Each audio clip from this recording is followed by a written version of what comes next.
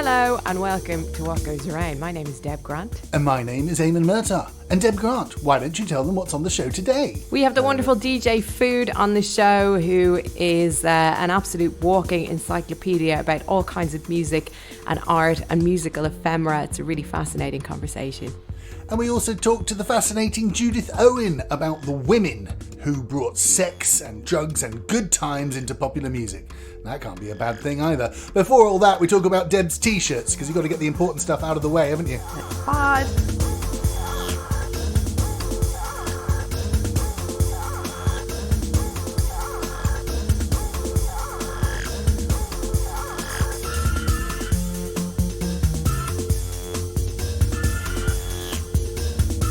Dearest Debony Grant, Debony?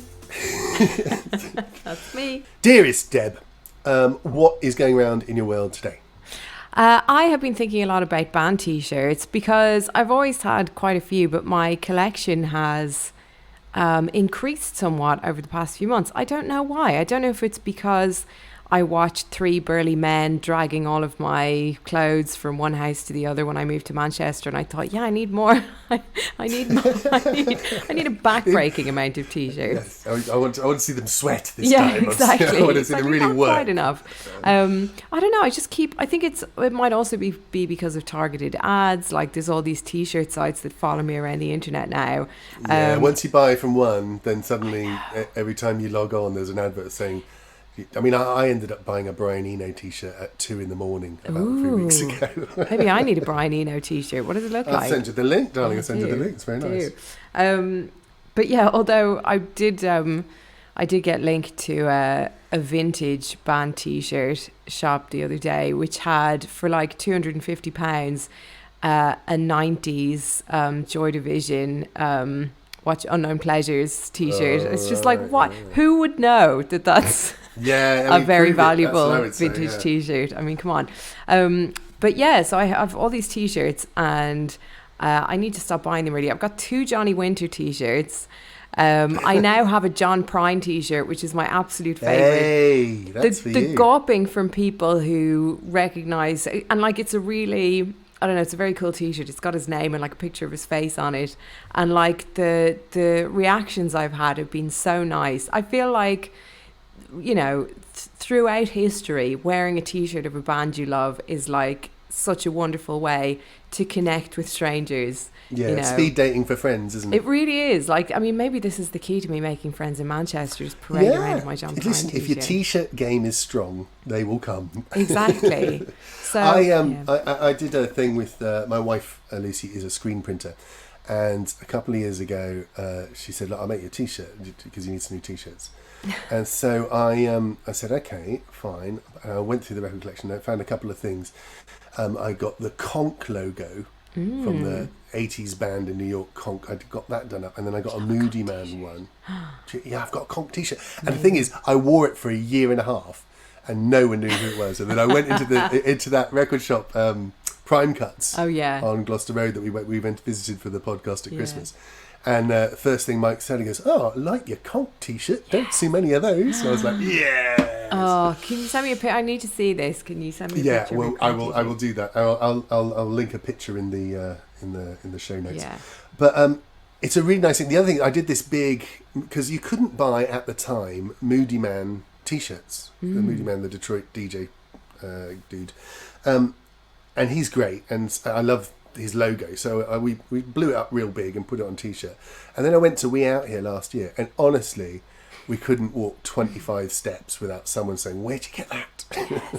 Yes, that's the thing. It's like you say, it's an instant friend maker. And I do the same thing. I saw some crusty dude in a Power Trip t-shirt the other day, and you know, I just had to stop and had to stop. Yeah, exactly, because I'm a metalhead now. I had to stop and compliment the t-shirt. You know, it's like it's such a fast track way of you know, signaling to people that you're their tribe. Yeah. Did you see that wonderful thing on the internet the other week? There was an Instagram story of a girl in Canada. She's like a 20-year-old girl or something, and she had a Rush t-shirt on, like an old Rush t-shirt that she'd one of her favourite things. And that usual thing that happens from boorish men. Name 5 songs. Yeah, name me 5 albums. You're not a real fan. And all that sort of stuff. And she just turned around and reeled them all off. And then she went, if you want, I can put them into chronological order. And obviously sent this guy packing. Anyway, so she then put that up on her Instagram with a little thing. And people went mental for it because, you know, it is like the most annoying crass male. I remember I had I still have it, a Dizzy Gillespie for President t-shirt, and I put a photo of me. I was just out and about somewhere and I was wearing it, and my ex had taken a photo of me and I put it up on Twitter, and some random stranger was just like, oh, what even is this? Dizzy Gillespie for like, he's a jazz musician. He wouldn't make a good president. What are you even talking about? Do you even know his music? And I said, just send him a Wikipedia link. I mean, it has its own fucking Wikipedia page, the fact that he ran for president. And then he was like, he also said, like, and in Britain, we don't have presidents. And I wrote back and I was like, I'm Irish. Yeah, so why did you just go off? It's so painful. It's just like, what the fuck? You think I'm just wearing this t-shirt because even if I was just wearing it for fun, you can fuck off. Yeah, what? Who made you the t-shirt police? Totally, but it's always. I mean, I'm sure it doesn't happen to you, Eamon. It's definitely a women thing. No, it's definitely a boorish man thing to women. You know, and it comes from when Topshop started selling Ramones t-shirts, and everyone under 20 had a Ramones t-shirt for a summer or two. But really, just let it go. It's not that important. You know what I mean? The brilliant thing about this Rush girl is that she put her thing up on Instagram and loads of people were going, yeah, go on girl, well done for sitting him down, all that sort of stuff. And then Rush contacted her. And they said, we love your story. Give us your address. And they sent her a massive goodie bag of amazing Rush stuff, like CDs and concert stubs and t-shirts and all sorts. So cool. That guy must be burning. I love that. To be fair, the guy who stepped to me on Twitter did apologise twice. Good. So. And do you know what? I'd rather have had fucking Dizzy Gillespie for president than half of the other ones. Yeah, well, exactly. Yeah, exactly. But depressing. Yeah, let's wear t-shirts. Let's wear t-shirts and tell people what music we like and make friends with them. Yes. I want a Conk t-shirt. Can Lucy help me out with that? I think we could probably put one together. Yeah. It's so obscure though, honestly. I've been I kind of thought it'd be the sort of thing that every week or two someone would say, oh, Conk, nice. But it's literally been one person. I've had it 3 years now.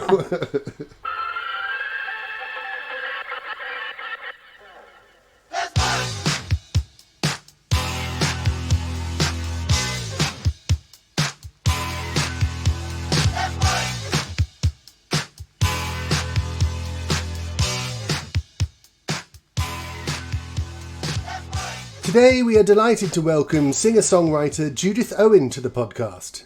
Judith is a phenomenal blues and jazz singer with a new album coming out called Come On and Get It. It's a celebration of the wild and irrepressible spirit that female jazz and blues singers of the past embodied. It's tempting to think the fiercely independent female singer is a relatively modern construct, but that simplified notion severely underestimates the musical tradition which Judith Owen has been celebrating. It is therefore our pleasure to talk to Judith about the strong women of jazz, blues and soul. So welcome to the podcast, Judith. Hello, Eamon. It's a pleasure to be on. Well, it's lovely to have you on. When we got in contact, there was a little bit of bumps explaining about how the album came about and all that sort of thing. Yeah. And what really interested me was the idea of women who were taking control of their sexuality, their place in the world, you know, and being as strong and as forward-thinking as they possibly could be for their time. Because, you know, a lot of people kind of see, like, your Megan the Stallion as, like, a very modern thing. But actually, this is as old as time, isn't it? It is as old as time. And this was, you know, these songs are 70-plus years old. So this is so much more adventurous than Megan the Stallion could ever be. I mean, she's fantastic. Don't get me wrong; it's wonderful and it's thrilling. But these women were singing these songs and celebrating female sexuality and empowerment, and they were for a nanosecond. Because I'm dealing with women who are mostly, not all, but mostly forgotten or unsung, and that's one of the reasons that I wanted to shine the light back on their music. Well, these women started in church, you know, they were always playing piano, nice girls. You were meant to play piano in church, that was the job. And then they all went to the dark side. Thank God. They all went to the dark side and realised, Nellie Lutcher was 8 years old. I live in New Orleans and in London. And north of me, up in Lake Charles, Louisiana, an 8-year-old Nellie Lutcher was playing piano in church. And when she was 12, Ma Rainey blew into town. The famous, absolutely filthy Ma Rainey, fabulous. And her pianist had gone on a bender and was missing in action. And so 12-year-old Nellie Lutcher, first serious gig outside the church, is playing piano for Ma Rainey. Wow. That's my kind of woman. These weren't your Ella Fitzgeralds or your no. Sarah Washingtons, though. But tell us more about some of the names and the people on this album. Well, it all started with Nellie, Fine Brown Frame. And it's about a woman lusting over the best looking man she's ever seen in her entire life, and physically, truly adoring his body. Yeah. This really is out there, this is extraordinary to hear this from that period. She came to London, as many African-American artists did, many black jazzers had to, because in Europe and in Britain there was a level playing field. You weren't coming in, in America, pre-civil rights, you were going through the kitchen. In Europe, you were a star. So when Nellie Lutcher came to town, she was filling the Prince of Wales Theatre and being mobbed by her audience and needing a police escort to get back to the hotel. That's the difference. Yeah. And so Fine Brown Frame, Real Gone Guy, these were hit songs, imagine. It's extraordinary, really. Nellie Lutcher, Julia Lee, the Kansas City queen of double entendre and innuendo, my favourite things. What Brit doesn't love that? Exactly. Mary Lou Williams. But these ladies were dealing with risque songs that often would not even be played on black radio.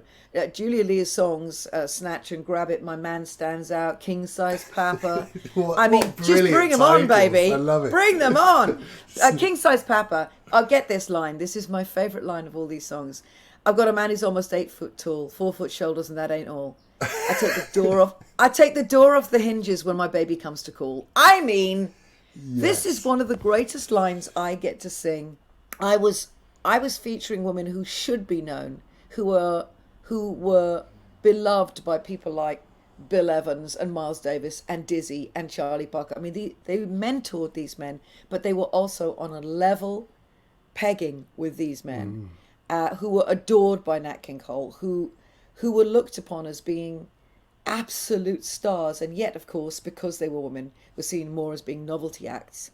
These women were leading with sex and humour and joy. They are bottled joy. The sort of jazz and blues female singers that we're more familiar with, often they came as an appendage to a big band. Oh, I love you, Eamon. You are speaking my language. Yeah, so they were always, you'd always see them on the bill, but they would be like, like a hat that was put on top of another set of performers. It was like an extra side thing. And if I might be so bold, I would say that they were decorative. Yes, as much as they were exquisite. And Ella wasn't. Ella was always Ella. That was it. But so many band leaders, the female band leaders, were decoration. They were great singers, but they were seen in that way and in that man's world. These women were at their piano and they were leading their own destiny, weren't they? And that's the difference. Oh God, yes. And of course, you can't put enough emphasis on the fact that your Megan Thee Stallions, your Miss Kitten, or any of the modern stars, they're doing their thing and they're still fighting because the patriarchy is real and it's all over the place. But in those days, completely. Oh my God! You couldn't own property. You couldn't do so many things. You couldn't go anywhere without your father's consent, or if you were basically property. So these women weren't just sort of like talking the talk. They were definitely walking the walk and going right up against the whole of society, weren't they? They were, and in every case of these women, they were supporting their entire families. They were literally making the money, doing it all, bringing it all. Nellie Lutcher brought all her family from Lake Charles, Louisiana to Hollywood. Every one of them. She supported everybody. They were all incredible women. And then somebody like Peggy Lee, who is famous, you have to look to Peggy Lee to understand that in a man's world, at a time when women were seen as just being as much decoration as anything else, that woman had her hands in every single aspect of her career. She chose the songs, she wrote the songs, she produced them. Every single aspect, her artwork, everything was under her finger. And that to me is so extraordinary and wonderful for all of us. Yeah, and I think, if anyone kind of doubts this, and we're always trying to get more women on the podcast because, the imbalance in the music industry is just so obvious. And a lot of the women we have had on the podcast are people like the brilliant, rebellious women like Lydia Lunch, Del Bertay, Mickey Berenier. We've had these women on, and they've all said the same thing. Every single one of them has always said, you can be, you have to be in charge of what you do, because otherwise you are kind of painted into a little corner, and the expectations of other people are placed on you. So if you don't take complete control of what you're doing, you are not going to be able to express yourself. But B, you have this trouble that even when you are doing your stuff, even when you've made your album and the music and the art is out there, you still have people in the music business pressuring you. It's a thin end of a wedge, but it can start off with what I'm talking about. I absolutely do, because I started, I describe myself as being, I'm a striking woman, and I should not really have anything to worry about. But I got to tell you that since I was a kid, first starting in this business, I was being asked questions by executives in record labels, how are your legs? And I'm not joking. This is the vibe that you get. It's like, so what are you saying? What are you standing for? Like if you cut your hair off and maybe looked like you're angry at the piano. No, that's not who I am, you see. That's not who I am. That's been done. And that's not who I am. So, and it's always trying to fit you into what the mold they want you to be. But it always comes down to, why are you covering up your beauty? Why can't you just be sexy? It's like, yeah, but listen, if I want to lead that way, and if that's how I am, that's what I'm bringing, great. You cannot force a person to be what they're not, or rather to behave in the way that is not natural to them. It hurts me, having experienced myself, to see other women go through this and to be believing in the lie, the myth, the lie. I guess the easy bit to believe is that you get pressured to be slim and to dress certain ways and all that sort of stuff. But there's a second sort of slightly more hidden tranche to this kind of misogyny, which is what happens when things have been released. Who gets asked to appear at the festival? How does your record get out to the public? Is it pushed in the same way as other things? Because, time after time after time, you hear of these artists who do the work, who do everything right and keep hold of their stuff. And then they still find themselves in this position. You look at almost any festival around the world, count up how many women there are and how many men there are, and you'll soon notice quite a striking difference in those numbers. It's shocking. I mean, and there was I know that there was a festival recently, and I can't remember what it was, but it was very female heavy, and it was, and then it was kind of like, oh my, the headlines were, it's just nothing but women. It's like, you know what? Why not? It's about bloody time. We had a day when it was women. I mean, all women. Yes, I agree with you completely. And what I would say to young artists, and I have taken this road, and this is what these women, this is why they're role models to me. Their lives were hard. Their roads were difficult. Blossomberry had 6 jazz cult albums that only became hugely successful after the fact on Verve.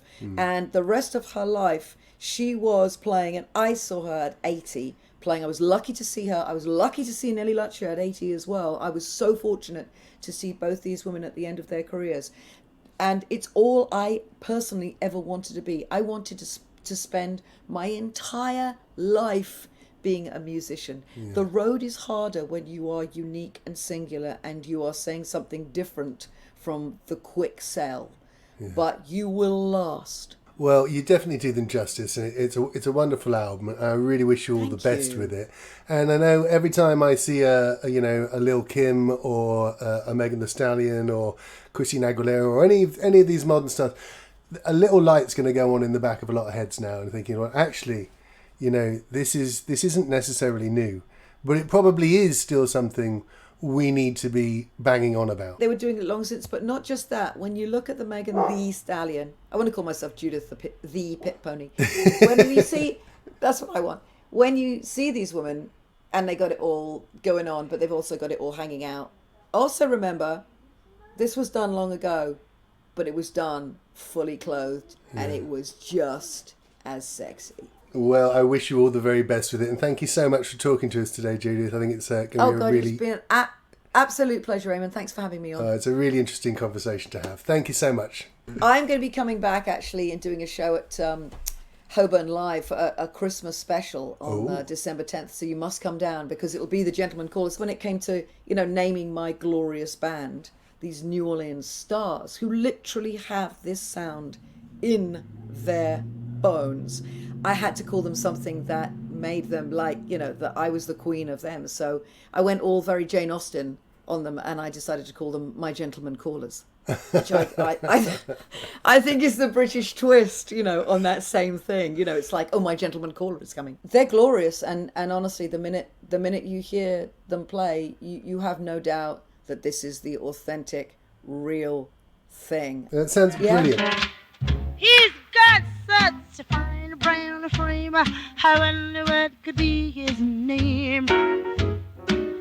He looks good to me, and all I can see is his fine brown frame. How long have you been around, Mister? When did you hit this big town? I wanna scream, ow, 'cause I've never seen such a fine brown frame.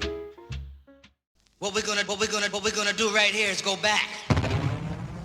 Way back into time.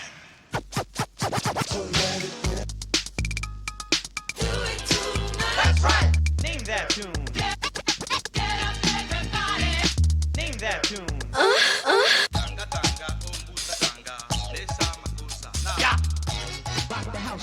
Our guest today is one of the UK's most respected and revered DJs and producers. Kevin Folks, aka DJ Food, aka Strictly Kev, has been creating, curating and celebrating music for over 30 years. His story begins with Cold Cut and their seminal Ninja Tunes label, for whom Kev provided the breaks and beats that became the staple food of DJs and producers throughout the 90s. His funky cut and paste sound set the scene for the early 90s funk and break scene and foreshadowed the world of trip-hop without ever being so po-faced. His enduring love for music is there for all to see through his remixes for the likes of Matt Johnson's The and his fan-like devotion to Trevor Horn's seminal Zang Tum Tum label that brought us the likes of Frankie Goes to Hollywood and The Art of Noise. Always keen to stretch the possibilities of DJing, he's branched out into cutting video and frankly mind-bending quadraphonic deck manipulations. He's a true music fan and a perfect guest for our show, and we're delighted to welcome Strictly Kev to our show. Hello, Kevin. Hi, Eamon. That's a lovely thing. Can I use that as my bio? Yeah, please do. Please do. We do have the running joke that quite often there is one clunking wrongness in any intro that I do, but I've had a good run. I think the last 3 have been all right. That was pretty good, I have to say. Yeah, there's always more, isn't there? But there's always loads more, especially with a career like yours. I mean, you have been playing out now and cutting up and remixing stuff for 35 years, something like that. Pretty much, yes. Where are we? Yeah, something like that. Yeah, I mean, I started in 1985. That's when I started to learn to DJ in 1985, but my first professional gigs were in the early 90s. We're coming up to 30 years of professional gigs now. Yeah. I mean, it was a really great time, I have to say. I mean, I bought a lot of your records. Let me say that I have a Ninja Tune section, and at least half of it is stuff with your name on. Okay. So, I mean, I must just caveat one thing is that I am DJ Food now, but DJ Food back then was an amalgam of Cold Cut. Yes. A guy called Patrick Carpenter, PC, and myself, and various other collaborators. And I've kind of been Doctor Who-like, sort of handed the mantle Yeah. Well, it's, you know, for the last 25 years really, but so yeah, some of that older stuff I wasn't involved in directly, but yeah, definitely had the name since the mid-90s. But you did work some fantastic names. I mean, the whole refried food set of releases, these were fantastic double pack albums that were just remixed by everyone who was really cool on the scene at the time. And that was us just sitting down, you know, basically going, who do we like? And, you know, let's just get them in and give them all of the back catalogue and, you know, let them go crazy. And then people like Square Pusher were quite new on the scene at that point and just completely remade the track into something his own. And you know, some classic tracks came out of that. The Wagon Christ mix of Turtle Soup easily surpasses the original. You know? Yeah, one of my favourites. I played it just last week, in fact, is the Ashley Beadle remix of Consciousness, which is just sublime. Sublime. Another one of your guests as well. And on the less highbrow tip, I have to say, I have had more fun with your little 10-inch Mr. Quick Cuts the Cheese than almost any other record I own. There's a great Mr. Quick is actually Peter Quick, who runs Ninja, and one of the lesser known facts is that his family make Quick's cheese. Oh wow! So it's not just a cheeky name. It's a cheeky double entendre. Love it. Title, but yeah, there is some relevance in it. Now, I'm interested actually because we had Jeff Barrow on the show the other day, and I had a lovely chat with him, and everything went very well. And then I did an intro afterwards with Deb, and I mentioned the T word, trip hop, I didn't mention it in the interview at all, but I said, you know, and we talk about trip hop and all this sort of stuff. And he didn't like that. Well, yeah. He didn't like that at all. I was really interested because it's one of those labels, trip hop, that people take great umbrage to, but some people really love it. I think the punters really like it, but the people who get sort of saddled with it seem very annoyed. How did you feel about it? Because all the Ninja Tune stuff was kind of before trip hop became a thing, but then it became sort of embroiled with it. Although I always thought you guys had a much more fun attitude. I think we had a very fun attitude. Yeah, it was definitely very tongue-in-cheek, a lot of the Ninja Tune stuff, and I think maybe slightly more electronic a bit later on. I love the word trip hop personally, and I love trip hop as a music, whatever it's called. You know, however it manifests itself. But the thing I take umbrage with is sort of what trip hop became. It's kind of lazy byword for, you know, slowed down break beats with smoking samples and a bit of a jazz loop that's not really doing much. My favourite trip hop is things like very early Wagon Christ.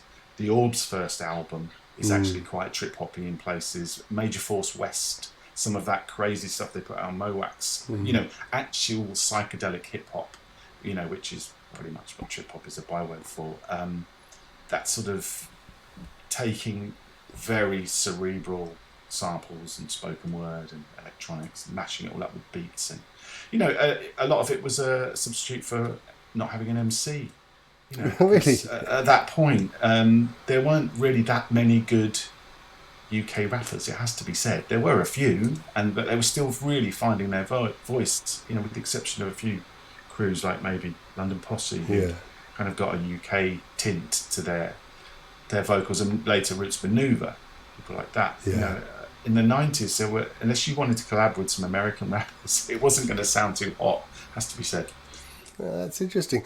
It's nice to hear someone who feels more at home with that, because for me it reminds me of just a really lovely time where we raved hard during the night and we chilled out during the day and listened to psychedelic trip hop. Exactly, and that's where it came from as well. You know, in the early 90s, I was doing chill out parties. My first DJ gigs were chill out parties, and I had to laugh when you were talking about chill out on one of the earlier episodes, and I think, was it Deb was saying, just do a whole club as a chill out room, and you were like, no, there's a time and a place. And my first clubs were actual chill out clubs, the whole club. The whole club? It was called Telepathic Fish, and they were in a squat. They were in various squats. They started out in my flat, actually, in East Dulwich, with my friends who I was living with. And we had Mixmaster Morris, and at one point, Aphex Twin, this was how early it was in the 90s, playing chill out all Sunday. So you'd come from the club on Saturday night Sunday morning, and you'd come. The club would start at midday, and basically you'd chill out all afternoon and all night, and basically sit on sort of dodgy mattresses and stuff. And Joe Muggs, Joe Muggs. We were talking to him about it, and he's like, I love it. Just talking to some random person who turns out to be a brain surgeon from Hungary and a wanton criminal from Edinburgh. When he was describing that gig that he went to, that must have been one of my gigs, because that's exactly what we had. We had dirty mattresses salvaged from the street in an old squat in Brixton, and it was literally that. And Mixmaster Morris was on the decks, and obviously it's when I kind of got my foot in the door with Cold Cut. So Matt Black was actually doing visuals. His first visual gigs as a VJ were at my clubs. Well, I'm quite interested to talk to you about that side of things, because as well as being a long-standing DJ and a man of some skill on the vinyls, you also sort of moved around in the circles of VJing a bit, haven't you? Oh, totally, yeah. I mean, it took me a long while to dip my toe in the water, so to speak, because I toured with Cold Cut in the 90s, obviously, and they were pioneers in that field along with Ecstatic, and I saw how much kit they had to take. We had a carnet at one point in the late 90s when we were touring the Let Us Play album around the world, and it was something like 26 flight cases of stuff that had to go through the airport every time, and we were literally touring a different city every day at points in America, and I just thought, this isn't for me. So it was about 10 years later when Serato came out with their Video Scratch Live software, which was basically, you could do it on your own with a laptop and the right DJ mixer, which turned your DJ mixer into a video mixer. And I kind of got on there. I did a 4-deck thing with DK, who was the Solid Steel producer I DJ'd with for 10 years, and I'm pretty much sure we were the first DJ duo to do a 4-turntable video scratch mix live in a club. Yeah, I mean, I definitely think that you guys and the Cold Cut guys really opened that up. And it's still, because it is so difficult to do, there aren't that many people who actually can do it. You occasionally get, at a bigger party, you'll get some nice projections that are being controlled. Yes. But they're almost always kind of an afterthought or something separate, often being run by someone else completely. Exactly. Our whole thing was that it can't look like a screensaver. Yeah. This has to be syncopated to the music, which it required a hell of a lot of pre-production and editing for stuff. But we were actually literally DJing live MP4 files at that point, with the audio embedded, so that if we scratched the deck, the video scratched too. Amazing. Like this was around 2008, and this was on 4 turntables with a video mixer, combining the feed in the middle. And we did a huge show in Coco with Hexstatic, and I think at one point we did one with Bomb the Bass, and it was just amazing. They had a huge shark's tooth webbed sort of screen that was in front of the stage, floor to ceiling. We were behind it, and they were projecting onto this screen that was sort of semi-transparent. So depending what was on the screen, sometimes you could see us behind the screen, sort of transparent through the mesh. Amazing. Well, I recommend anyone, if they get the chance, to go and see your kind of show, because it's mind-blowing on every level, audio and visual. So I highly recommended that one. It must be such a lot of pre-production work. You must have to work so hard to even just setting it up must be. 90% of it is sort of pre-edited stuff where you have to sit there and make a video sometimes for a track if it doesn't have a video, or recut some visuals from somewhere else into a track and all sorts of things. And but that's, I started digitally DJing in 2006, I think, with Serato. After a record box got lost en route to a gig in Ireland, I had to go and cannibalise a set together from the promoter's collection on the fly, which was, that's a skill. I just also, if there's one thing that lockdown taught us, is that watching a DJ is very, very boring. Let's face it. Yeah, well, I often ask for the return of the days when the DJ is just hidden. Yeah. Because you look at each other then, and the party's so much better. Do you know what I mean? Well, when I first started, clubbing and raving in the late 80s, I'd go to places like Raw on Tottenham Court Road, and I couldn't even tell you where the DJ was. I think they were up in some sort of pulpit above the crowd, and everyone just was into their thing on the dance floor. You weren't facing a DJ, and you know, it's, I don't want to get into that old man thing back in my day, all that crap. You know, but it's so different today. Absolutely. And I never became a DJ to stand on stage in front of people ever. I was quite a shy guy at school, and you know, the DJ stood at the back, especially in hip hop, which is, you know, my first love of sort of DJing culture. And the DJ was the sort of, you know, the B-side guy who might have his little moment to shine on the last track of the album and all that sort of stuff. You know? Yeah. But and you were always changed that. And you were always into the idea of taking pre-existing music and making something else out of it. You know, you were definitely, you were not one to just play, you know, you weren't a selector standing there playing the hits. You were always trying to do something else with the music, weren't you? Yeah, it's all about collage. It's all about editing, and it's, you know, the basis of hip hop is taking the best bits and making something new out of them, and that's how I approach it as a DJ set, just in a sort of wider spectrum. It's a bit like the Journeys by DJ mix that I did with Cold Cut. You know, that's an expansion of something like The Lessons by Deb and Eamon, which were a huge influence on both Cold Cut and myself, as a sort of cut up mega mix style thing, you know, when we did Journeys by DJ, much as we did with the Solid Steel radio show that we used to do. It was like, let's just do the best version of this radio show that we can do. Yeah, and boy, did you hit the nail on the head for me at that stage, because I saw that tour and it blew my tiny mind. Yeah, one of the best mixes, I think, just for the first time I ever sat down and listened to it. One of the best mixes I ever heard was that first Journey by DJs, because there was just everything at the time was quite siloed. Do you know what I mean? It was just as things were beginning to sort of slip into new genres, and things were beginning to separate out again after being squished together by rave.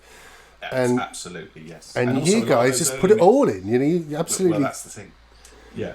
No, you're right. It's unfortunately, as amazing as rave was, it sort of streamlined parties, partly to do with the style of music and the style of drugs as well, I'd imagine, in that everything basically became about that kind of music, and there was eclecticism kind of went by the wayside, you know. Yeah. You went to an acid house party, or you went to a funk party, or you went to a hip hop jam or something like that. And when we were DJing, you know, Ninja Tune in our early parties, it was all about putting everything in, and the same with the Solid Steel radio show. And we, you know, that we used to do that in chill out rooms. I remember some of my first gigs in Bristol and Lakota and places like that, and you know, we were in the back room, Cold Cut were in the back room doing 4 decks and CDs, and we'd be playing everything from ambient to techno.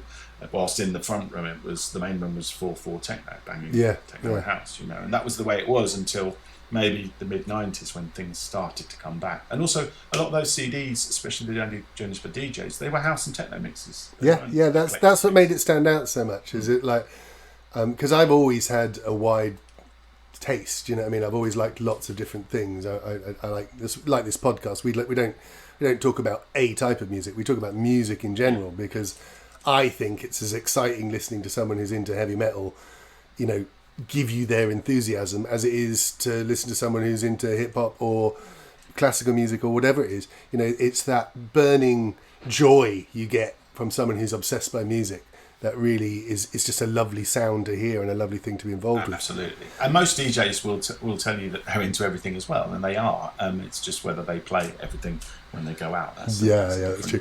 I always there's a lovely meme that goes around the internet of someone who's about to be mowed down by a charging monster, and it says, everyone says they like all sorts of music until the behemoth of free jazz arrives. Yes. Or country. So when we talk about taking music and rearranging it and making it into something new, it seems fitting now to move on to your first phonographic memory, which is Frankie Goes to Hollywood's Welcome to the Pleasure Dome, the LP version. Never before had a band been remixed so often and let's face it, so well. And that really was a game changer. That must have had a big influence on you and who you were to become as a DJ.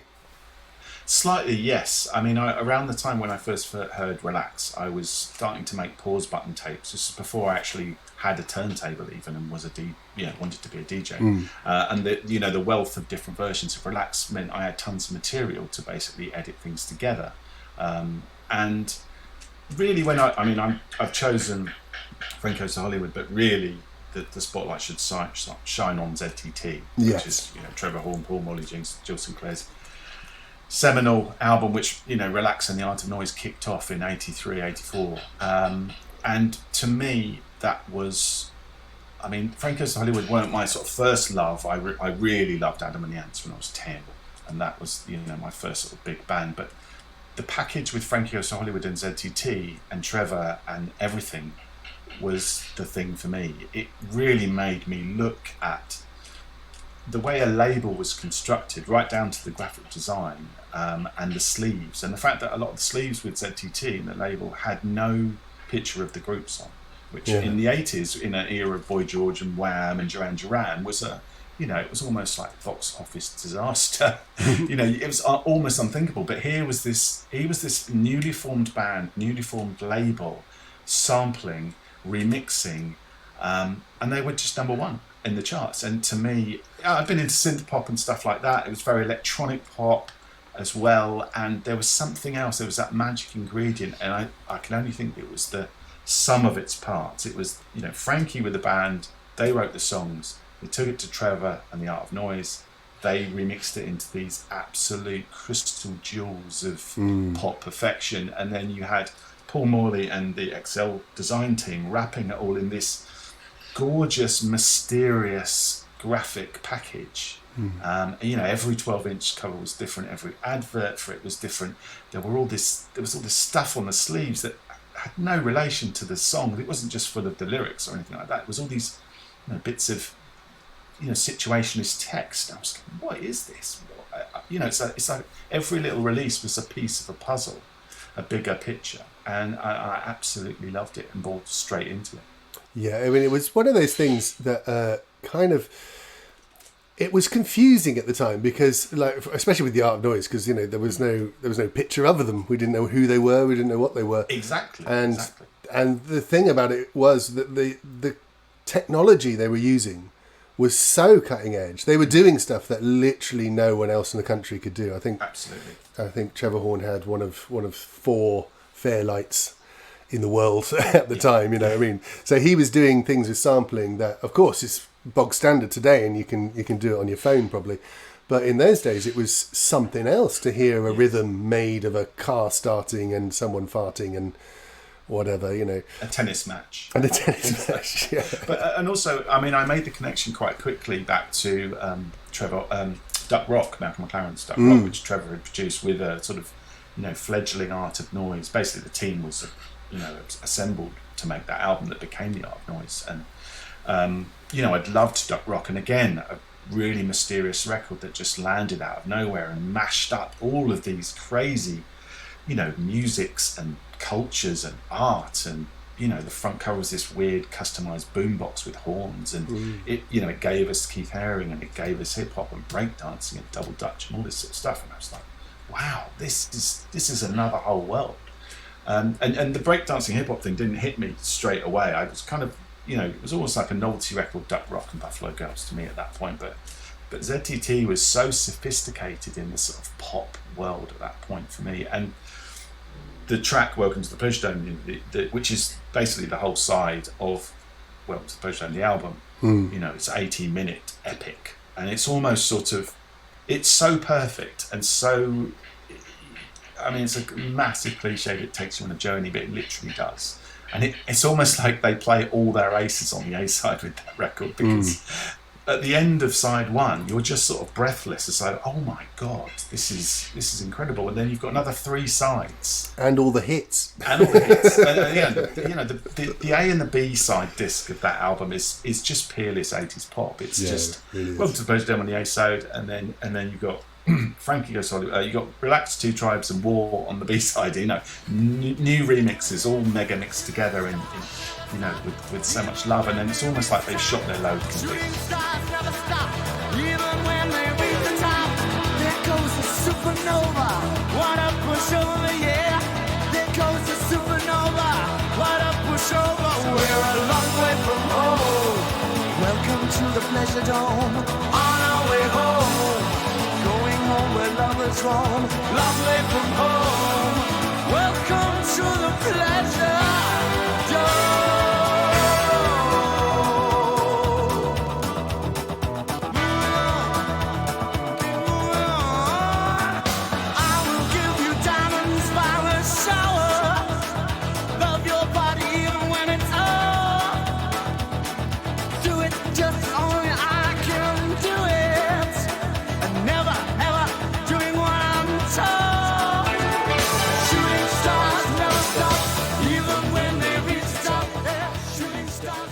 There was so much extra involved in that whole Zang Tum Tum thing. Like, you know, certainly I had never heard of musique concrète or any of that surrealist stuff before.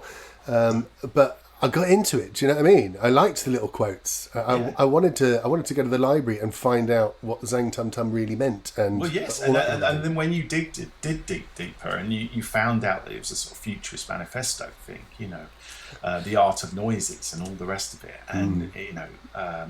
I mean, I worked with Paul Morley later. I did a mix in the early noughties around the time when sort of whole bootleg mashup thing was taking place, and he came up with this title, Raving the 20th Century, which was going to be the second Art of Noise album, and I stole that, basically made a huge long history of the cut up, including musique concrète, early tape edits, mashups, bootlegs, all sorts of things, and got Paul Morley in to sort of narrate it, because he just put a book out called Word to Music, which had tallied so perfectly with some points in the mix I was making. I just thought, this is too good an opportunity.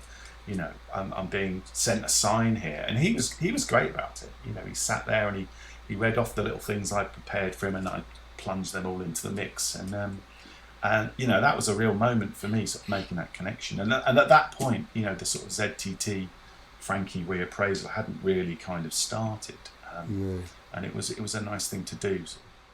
Well, one of the reasons I wanted to get you on the podcast actually was I have seen a couple of sides of you which to me just show like the sort of innocent fascination you get when you're into a type of music. And I loved all your writing on your website about the Zang Tum Tum collecting experience you've been on. Have you finished? Have you got all of the releases now? No, I haven't. My kind of ZTT era is the 80s going into the 90s. There's various phases of ZTT if you want to get into the sort of nerding of it. You've got up until 808 State's first record, which is kind of ZTT phase 1, which Paul Morley was very much in control of as a press officer, and that's where it's really arty. And Trevor was doing a lot of the production with Steve Lipson, and then things happen behind the scenes, and Island take control, or it gets sold to, I think, Dave Robinson from Stiff, and Paul Morley leaves, but signs 808 State, who are then sort of the leaders of the sort of dance era of the 90s of ZTT. You've got Shades of Rhythm and people like that putting out stuff, and Trevor's less involved. He's going off and producing Grace Jones and Tom Jones and anyone called Jones, and and then it's still interesting, but it kind of goes down this sort of very different path, which is no less interesting, but it's not really my thing. Mine is really the sort of Paul Morley era of the 80s, where I found that they were dealing in the pop charts, but they were dealing with art as well. It was very, very arty, and I think I've probably got most releases, bar the odd very obscure thing, But I'd set up a website called The Art of ZTT many years ago, because when you look through the annals of sort of graphic design history of record sleeves, you get Peter Saville and you get Neville Brody and you get Vaughan Oliver and all these people, but you don't really get Excel, who were the design team in the 80s from ZTT. And I always felt they were sort of unfairly ignored, because for me, they were massively influential, although I didn't realise it at the time. Well, and like you say, every single release had its own look and feel, do you know what I mean? And even the press releases would be different, and the controversy they created as well was just, it wasn't just Frankie Goes to Hollywood that was controversial. Like, everything about it was controversial. Yes. Jewel and Propaganda was controversial. Absolutely. it was all kind of, it was like one of these sort of high society jokes that were being played on the mainstream. Do you know what I mean? Because you had all these like very highbrow references and very interesting visual looks, married to this really, really vibrant, brand new music. Yes. It really was the whole package. I can totally understand why you would get totally involved in collecting that, and it is. I definitely recommend to any of the listeners to go and have a little look at your blog, because there's a lot of love in those pages, I feel. Thank you. There's a lot of love put in there. Probably quite a lot of spelling mistakes as well.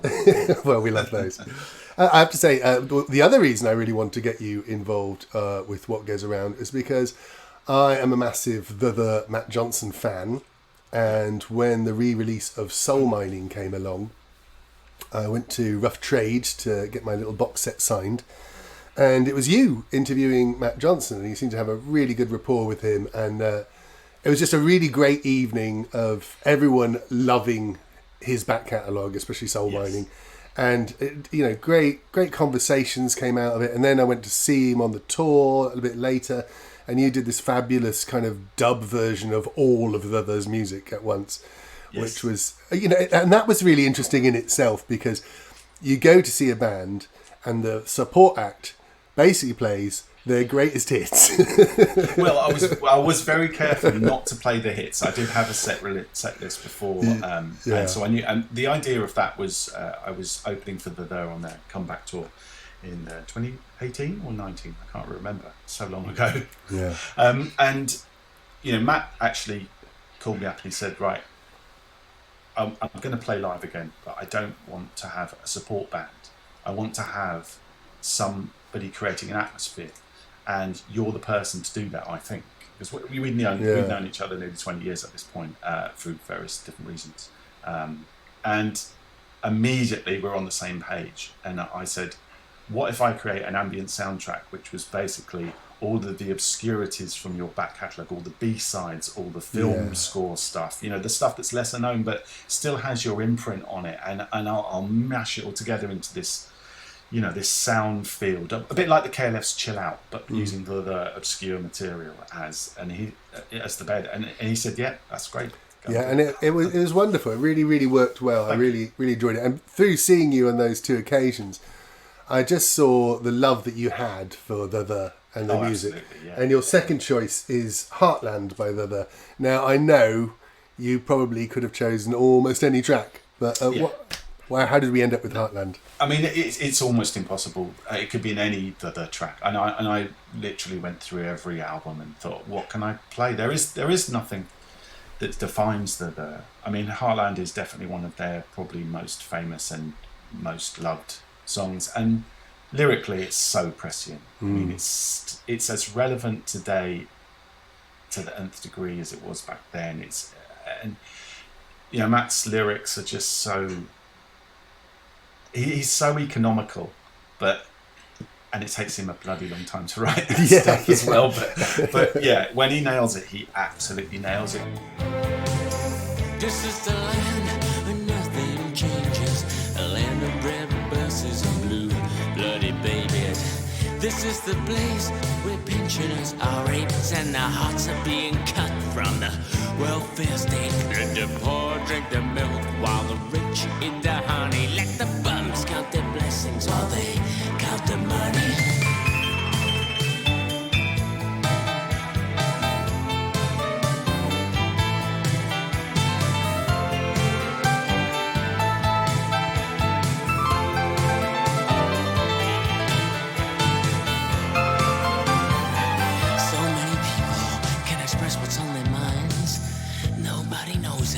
Nobody ever will until their backs are broken, their dreams are stolen, and they can't get what they want. Then they're gonna get angry. Well, it ain't written in the papers, but it's written on the walls. The way this country's divided to fall, so the cranes are moving on the skyline, trying to knock down this town. But the stains on the heartland can never be removed from this country that's sick, sad and confused.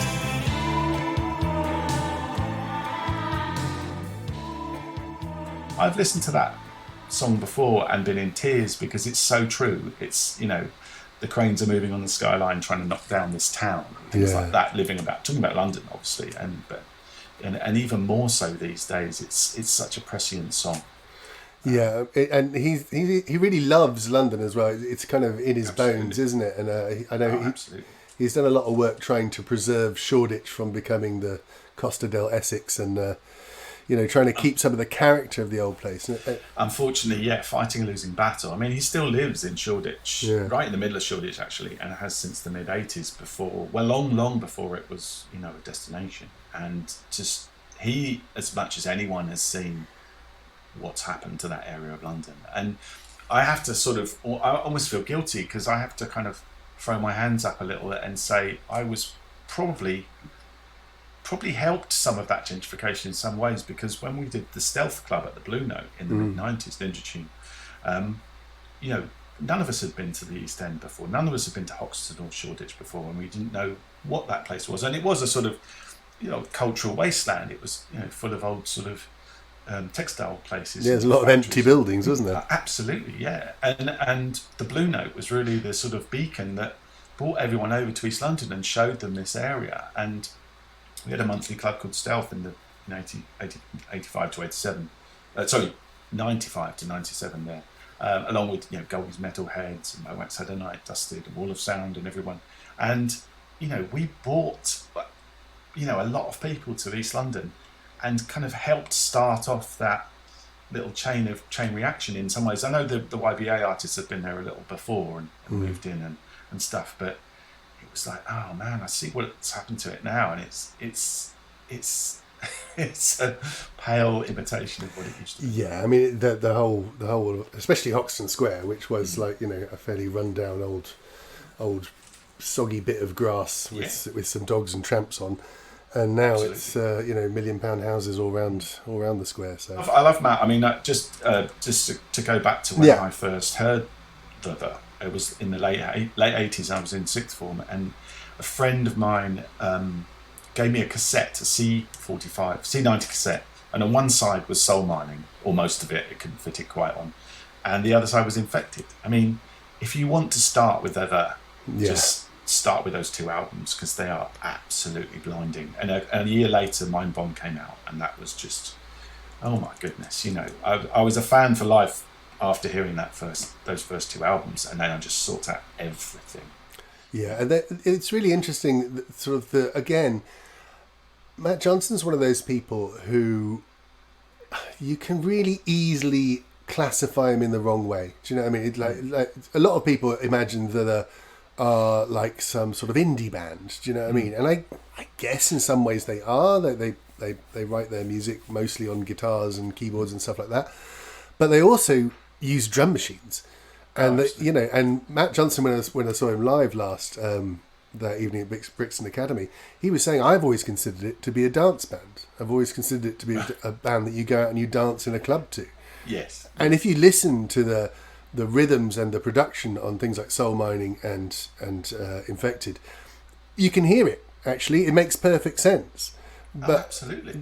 And also, not only was he innovating in that way, but then when he did the videos for Infected, like a whole album in video, which I think nearly bankrupted everyone involved. But my God, what a piece of work. Absolutely, yeah. I mean, he was hanging out with Steve Owen and Soft Cell and Jim Thirlwell and all that lot from Some Bazaar in the 80s, and they were going over to New York, and I mean, they were doing, I don't think it's a secret that they were doing ecstasy in the very early 80s when it was still legal in New York, and that whole camp was, quite rife with chemicals, and he said to me, when Acid House came along, I couldn't really see what the big deal was because we've been doing this years before, and but totally, he used to work in a library, for a library company not a book library, a music library in, I think it's Wardour Street or Berwick Street, and, using early tape machines to make loops and stuff, and he's always kept his hand in with this thing. He's got a synth room in his studio, he's got little modular gear and all sorts of stuff, he's definitely not, classic indie guy. He's a demon in the studio with the stuff he's got there, racks and racks of filters analog kit, stuff like that. You know, he's always interested in new technology as well. You know, what can this do? What can that do? Yeah, he's a real innovator and one who I just want a little bit more out of him. I want that new album so badly. Yeah, he's very slow, but he's slow and methodical. But it's not the give him a nudge from us, Kev. I will. I'm actually seeing him on Sunday, so yeah, I will. Oh, superb. So again, another really classic touchstone for a lot of people is your third choice, the Beastie Boys. So What You Want. I mean, well, you tell us why the Beastie Boys and how did your love for this record come about? The Beastie Boys, again, you know, it could be any record, it could be any album pretty much, but the Beastie Boys have sort of been with me for most of my life since I was a teenager. And, you know, I heard them from their first single, you know, Slow and Low, Holding Out Hit It, and all those, and saw them open for Run DMC and now they're called Houdini. In '86, the Def Jam tour with Hammersmith Odeon. You know, they just did 2 records. This was before Licensed to Ill was even released. They just did Slow and Low and Hold It Out, Hit It, and they were crazy. And it was like, oh wow, that was fun. You know, these 3 guys literally just leaping around on stage, beard up and ranting and shouting. It was like, oh okay. And a lot of people talk about Bowie and they talk about, Bowie's been with me my whole life and you know, I grew up with his songs and things like that. And I'm not saying the Beastie Boys are my Bowie, but they're the nearest sort of equivalent to something that has sort of been there my whole life in different forms. And when MCA died, I was genuinely upset. I just thought, wow, I'm never going to hear a Beastie Boys record again. You know, in the same way, and there's not really any new Beastie Boys stuff. And you know, it felt like losing somebody who had been with you along with the ride, because they're only a couple of years older than me. Yeah. And you know, I'd seen them on the Licensed to Ill tour. I'd seen them on, they didn't do a Paul's Boutique one, but I'd seen them on Check Your Head. I'd seen them on Ill Communication, and then I ended up supporting them on the Hello Nasty tour at the Brixton Academy. How was that? You know, that was amazing. I mean, it was terrifying as well, but it was, if I'm honest, I couldn't really enjoy the gig because I was on after them. They had a whole raft of people on that bill. It was incredible. It was the Brixton Academy, and they opened with Money Mark and Kid Koala. Then they had the Invisible Scratch Pickles. Then they played, and then they had an after party, which was on the stage. It was like they kept the Brixton Academy open after they departed the stage, and it was the Executioners, Rock Raider and Mr. Sinister. And then it was me and Ollie from the Perverts on 4 decks. And then it was the Scratch Perverts. And then it was ended with Alec Empire. Oh, really? Which was amazing. Mental. An absolute floor clearer. But I think that was the intention by that point. But, he's a long-term pod want. I'd love to have him on the pod. Yeah, I'm sure what a crazy audio terrorist he is. But so going from this, you know, being a fan in the audience to sort of being actually on stage with them, you know, and hanging out backstage at Brixton Academy, having dinner with Mixmaster Mike and Kid Koala, and then MCA sitting on the next table going, all right. And it was just like, oh, wow, this is just too weird. You know, I've arrived here, you know, sort of thing. Yeah. And then, you know, and then later when sadly MCA died, I was putting together a sort of a long freeform mix of all the original samples of Paul's Boutique with other DJs, Bristol DJs, Chiba and DJ Money Shot. And we sort of had this little project on the go for about 2 years, actually. It was really taking us a long time. We found basically all of the original tracks that they'd sampled on Paul's Boutique, which was one of their favourite albums, and we decided to make a big, long mashup DJ mix called Caught in the Middle of a Three-Way Mix, where we all took a few tracks each and we basically mashed it all up. And, you know, when MCA died, this was about three-quarters finished. Oh man, we've got to finish this now. You know, this is turning into a tribute now. We put it out and we got something like 100,000 listens in a week or something crazy, which was just insane. You know, but it was a kind of bittersweet thing to do in the end. But we toured that. That was really nice. We toured that on 4 decks as well, and with visuals as well.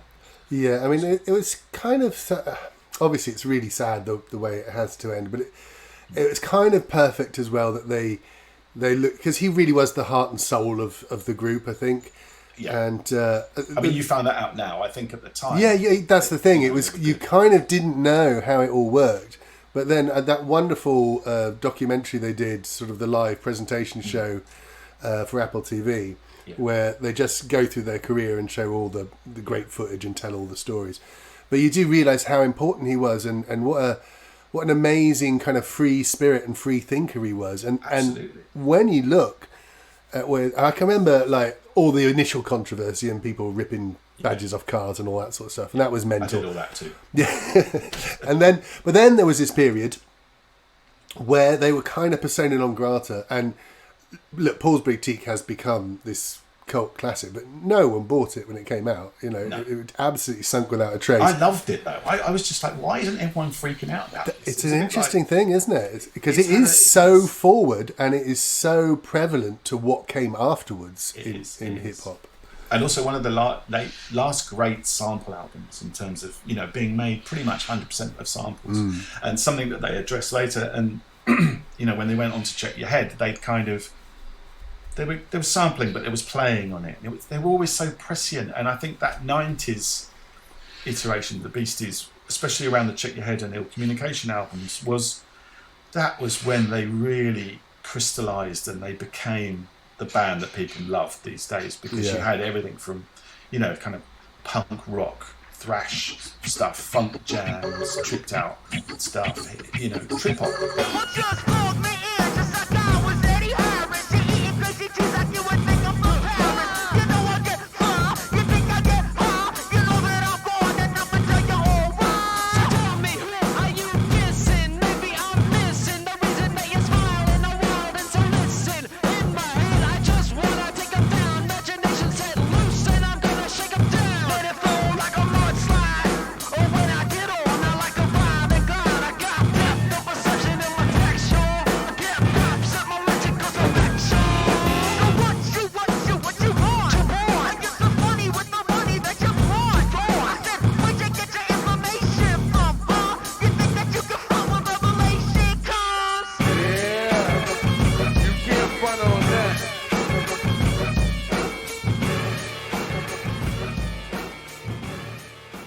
At that point, you know, what guy didn't want to be part of the Beasties gang? What would you have given to hang out in their studio, and they've got a skate ramp and they've got a basketball hoop, and they're putting out a magazine, Grand Royal, and they've got a clothing line, and they're hanging out the with magazine Biz was fantastic. The magazine was, I mean, I learned so much from Grand Royal.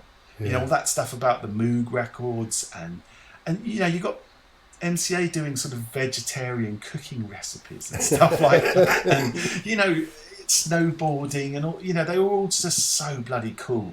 And you know, what would you have given to be a fly on the wall in some of those little sessions and stuff? It would have been amazing. Yeah, I mean, just in terms of like turning round their story arc, and not only coming back to commercial success, which was great, but they also address the misunderstandings of their beery youth. Do you know what I mean? Yes. They weren't. A lot of artists will do something that is a bit cringy later on. Most artists will then draw a line under that and never talk of it again and try and pretend it didn't happen. But what was great about the Beastie Boys is they addressed those things. Yes. And they said, to be honest, we were a bit sexist and that was a bit shit. You know, we didn't come across, we didn't want you to go out and smash up cars. We didn't want that. What we wanted is a big party. And the way they addressed it, and certainly by the time Ill Communication came out, where you have, you know, a 4-minute track of Buddhist chanting. Oh, absolutely. And the eco concerns at that point, you know, as a message in hip hop, and you know, and I would class the Beastie Boys as a hip hop group, but they're wider than that, aren't they? Really, they touch a lot more bases as well. But I just, you know, they're just a sort of constant there. They're just they're a touchstone, and you know, Check Your Head was, I don't know how many years it was the other day when it was released, and I went back and had a listen. I was like, oh god, this is so good. Still does it's so good. And at a time in my life as well, actually, when Check Your Head came out, I was penniless. I was a art student. I just finished my sort of first long-term relationship with this girlfriend and broken up, and I was living in a little flat, and I was very much at a sort of turning point in my life, and I had that on my Walkman, and I was hoofing all around South London trying to find a job basically for the summer. And it really was a soundtrack to that sort of summer of '92, and you know, it always brings me back there. Oh, fabulous! And how lovely that you can have, you a real love and a joy like that, and then end up, as you say, sharing a table with them and playing with them. Although I have to say, looking at that lineup, I think I might have chickened out of that one. I was absolutely bringing it, I'm not going to lie. But I was there. I've got the photos. I've got a backstage photo of us, not with the Beasties, but with all the other DJs, and I've got my name on the. I've got the poster on my wall, and I've got the backstage pass and all that. And, it's a little memory. It's lovely the way these people we talk about. Really, all of your choices in some ways. From Zang Tum Tum to Matt Johnson to the Beastie Boys. They're all about constantly evolving and constantly picking up different pieces of culture. Yeah. And Matt Johnson might do it through the technology he uses in the mix and through the lyrics and the zeitgeisty lines that he picks out, which still hold up to this day. And certainly, Zang Tum Tum was all about not even just a wide range, but like a literally a surrealist range of things. It could be anything that came into that thing. And the Beastie Boys had this wonderful, eclectic way of pulling things together and always evolving and never repeating themselves in the same way. Yeah. And I think you, as a producer, you're always looking for that next thing still, aren't you? I mean, absolutely. I really need to know a little bit about some of your pet projects. We talked a little bit about the VJing, but what is that weird 4-needle turntable that you've got? That's the Quadraphon. I built that in 2019 as an idea. I wanted to turn my DJing practice into more of a performance. Yeah. Again, partly later I realised because watching DJs is so boring. Yeah. But the turntable's been my instrument since I was, started DJing, and I can't play another instrument. It's always been there. It's always, even when I went digital, I used Serato and I controlled it from the turntable. But I've wanted to get into a space somewhere between the arts house and the club dance floor for a long time, and make something where I'm literally creating a track live on a turntable. And what I do with that is I've got 4 arms. One's attached to the turntable already. 3 are floating. They actually move on a little rail. And I'm playing locked groove records, which are in infinite grooves. So you've just literally got a drum loop, let's say, going round and round, and you put the needle in it and it just sticks and just repeats. And I've got many records I've collected over the years with lock grooves on them, some with multiples. So if you put the 4 arms on 4 different lock grooves, you've got 4 different loops going, and once you line them all up, you can create rhythms and atmospheres incredibly quickly. And that's kind of what I'm doing, and then feeding them through different channels. So it's like you've got a little 4-loop sampler on a turntable, and feeding that through effects and basically building up and breaking down what is essentially, it turns out to be techno, because a lock groove on 33 RPM is 133 beats per minute. Of course, if you've got a clean loop. So it's very electro, very techno, very acid, sort of based in terms of tempo. And yeah, I've just been absolutely loving that. It's a bit of a beast to control. Yeah, I'll bet. I love the fact, one of the reasons I used to really enjoy Aphex Twin early on was because you would sometimes see him literally soldering things together 10 minutes before the gig and put it on. And I love the fact that you've gone out and you've made this. This is like a mechanical thing. You could have just had 4 loops from a sampler, whatever. But yeah, you could do it incredibly easily on Ableton. Yeah, but this is the thing. It's like also I'm always into custom things. I'm always into collage, and I'm into having something which maybe no one has got quite this thing. There's been precedents for this before, and other people have done similar things, not quite exactly like this, but I kind of like having something unique. And let's face it, in today's atmosphere, culture, and you've got so much to fight against in terms of the tidal wave of information being fed to you every day. How are you going to stand out? I've been DJing for, as we said, 35 years odd, and I can do that, and that's fine, and I do enjoy that still, but it doesn't tax me in the way that it used to. And I always need something to tax me, whether that's a new musical genre to explore or a new technology to explore. When I started using digital stuff in 2006, it was great. It was like, oh, there's a whole new world here. Yeah. I can start doing my own edits. I can can layer things up. I can put effects on, on the fly and all this sort of stuff. And then video came along, and there's another whole thing. And then I actually went back to vinyl 7 inches, sort of in the late 20, the teens or whatever you call it. And that was a whole new thing. I'm back into vinyl now, and it's 7 inches, and it's actually really, really difficult to DJ with 7 inches, but it's a whole new thing. And then now there's this quadrophone turntable to find my way around. Yeah. It keeps you fresh, and it keeps you inspired, or me anyway. I love that. I love that. It's really nice to, I can hear the kind of enthusiasm for just doing what you do in your voice. Yeah. So what's next for you? What projects are you looking forward to now? Oh my goodness. Well, I've got a little label called Infinite Electric on Bandcamp, which I put all my quadrophone experiments on. That's all digital. It's not really released. I'm working on a multitude of books at the moment. I put a book out last year called Wheels of Light, which was about light show effects wheels.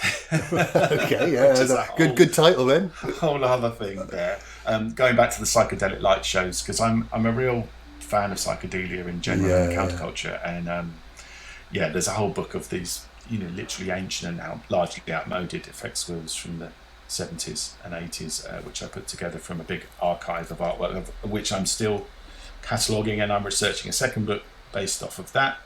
I'm researching another book about music packaging, because I'm also a graphic designer. That's something we haven't covered. And I'm designing record sleeves for various different labels, including Detuned, obviously Ninja Tune. I'm doing a lot of the retro releases, and I'm designing zoetrope picture discs for various people. Wicked. I love that. Which is another thing, another ancient analog method of animation, which you can wrap around a picture disc and then film, and it animates. Fabulous. Well, I hope you stay as curious in the future as you are up to this point. It's been lovely talking to you, Kev. I've really enjoyed it. Yeah. And I wish you all the best with your sonic experiments and book writing. Thank you. Thank you so much for coming on What Goes Around. Thanks for having me. I've loved it.